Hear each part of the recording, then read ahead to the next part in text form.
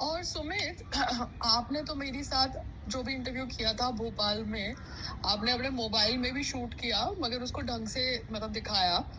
मगर ये जो इवेंट था आपका बॉम्बे वाला, गोल्फ वाला, वो तो मैंने आपके बोलने से किया, बिकॉज आपने मुझे बोला कि ये जो भी एडिटर है आपका लोकल मुंबई में, अली अब्बास नकवी, वो आपको फोन करेगा। तो मैं उसके जबान से गई, मगर उसने मुझे अपनी जबान में बोला था कि वो मेरे से अवार्ड प्रेजेंट करवाएगा, मगर उसकी जबान का कोई वैल्यू नहीं था, क्योंकि वहां पे उसने मुझे ऑडियंस में बिठाया।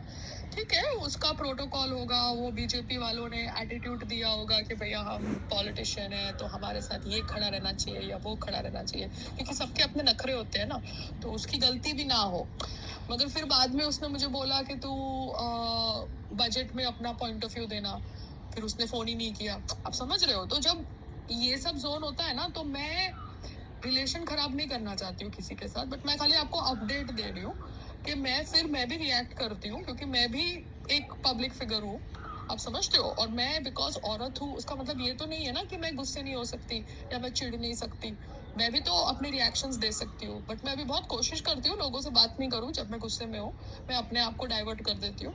तो खाली बता रही हूँ, क्योंकि वो अली जी ने मुझे ये भी बोला था फोन के ऊपर कि वो मुझे पैसे वाले इवेंट्स में बुलाएंगे, जहां पर एनडीटीवी पैसे दे के एक्टर्स को बुलाती है। ये जो भी पैनल डिस्कशन होता है, ये सब टाइम पास जो ये दिया मिर्जा टाइप्स करते हैं ना, मतलब वैसे तो उनमें अक्ल होती नहीं है, मगर उनको पोर्ट्रे किया जाता है एज वेरी इंटेलिजेंट ने, ब्ला ब्ला ब्ला, यू नो।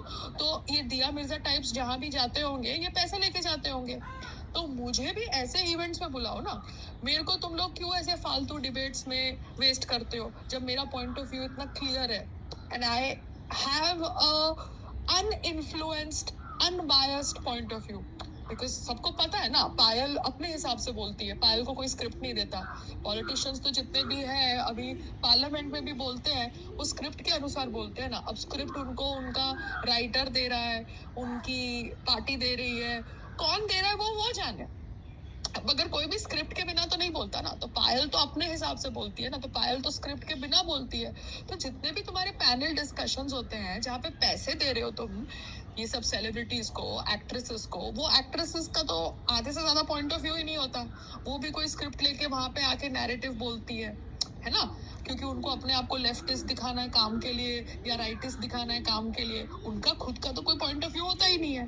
तो वैसे इवेंट्स में मुझे बुलाओ और आप बात करो अली जी से, क्योंकि क्या होता है कॉल्स करेंगे ऐसे कि भैया मैं आपको बुला रहा हूँ इवेंट पे, आप आके अवार्ड देना, फिर मैं वहां पे जाती हूँ ताली बजा के आ जाती हूँ, तो फिर मेरा क्या होता है, मन खट्टा हो जाता है। मगर मुझे उनको कुछ बोलना नहीं है, बिकॉज मुझे नहीं पता उनका क्या प्रेशर था, उनको किसने आर्म ट्विस्ट किया, बिकॉज वो इंसान तो अच्छे हैं। तो आप उनको समझा देना as colleague, and you can also let me know. ठीक है? Okay, take care. एक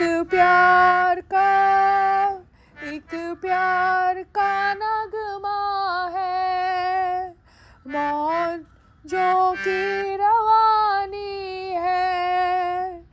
एक प्यार का नगमा है, मौजों की रवानी, मौजों की रवानी है। जिंदगी और कुछ भी नहीं, तेरी मेरी कहानी है। कुछ पाकर खोना है, कुछ कुछ खोकर पाना है। जीवन का मतलब तो आना और जाना है।